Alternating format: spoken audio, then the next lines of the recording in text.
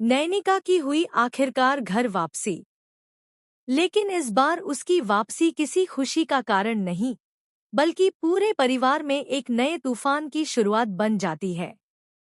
सभी घरवालों ने नैनिका पर कई गंभीर इल्जाम लगा दिए, जबकि टिन्नी ने अपने ही सवालों से नैनिका का दिल पूरी तरह तोड़ दिया।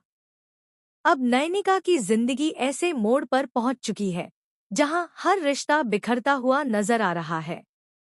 जी हां दोस्तों, स्टार प्लस के पॉपुलर टीवी शो सैराप के आने वाले अपकमिंग ट्रैक में आपको जबरदस्त हाई वोल्टेज ड्रामा देखने को मिलने वाला है। जिस पल का दर्शक लंबे समय से इंतजार कर रहे थे, आखिरकार वही पल आ गया है।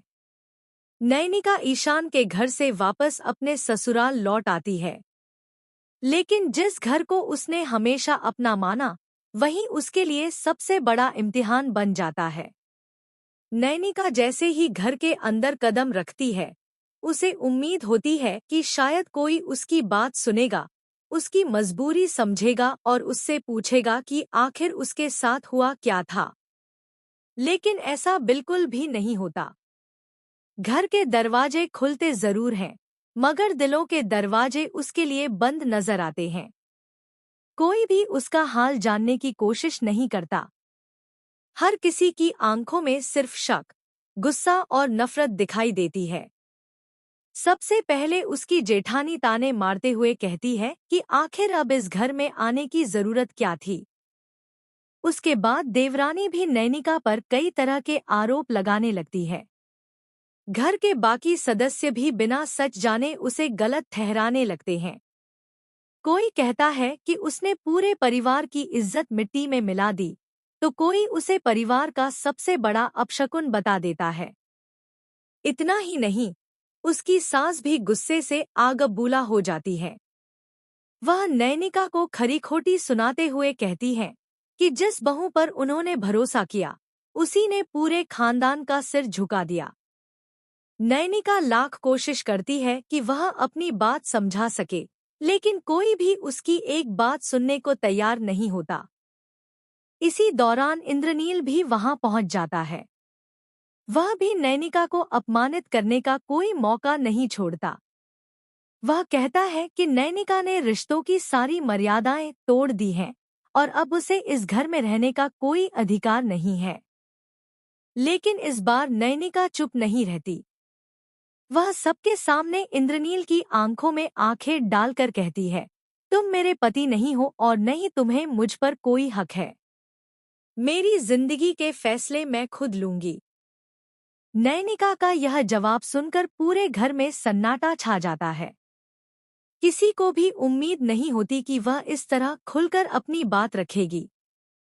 लेकिन इसके बाद जो होता है, वह नैनिका के लिए सबसे बड़ा झटका साबित होता है।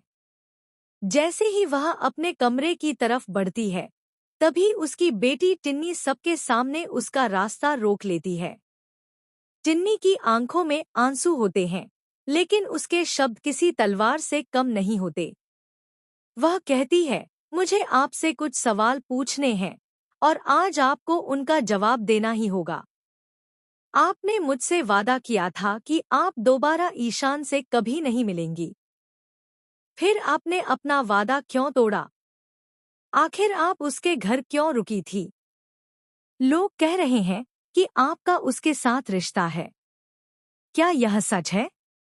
टिन्नी यही नहीं रुकती। वह आगे कहती है, जिस इंसान की उम्र आपसे 11 साल कम है, उसके साथ आपका नाम क्यों जोड़ा जा रहा है? क्या आपको हमारी इज्जत की बिल्कुल भी परवाह नहीं रही? स्कूल, कॉलेज और समाज में लोग मुझसे सवाल पूछ रहे हैं। मैं आखिर किस किस को जवाब दूं? अपनी बेटी के मुंह से ऐसे शब्द सुनकर नैनिका पूरी तरह टूट जाती है। उसकी आंखों से लगातार आंसू बहने लगते हैं। वह कुछ पल तक बिल्कुल खामोश रहती है।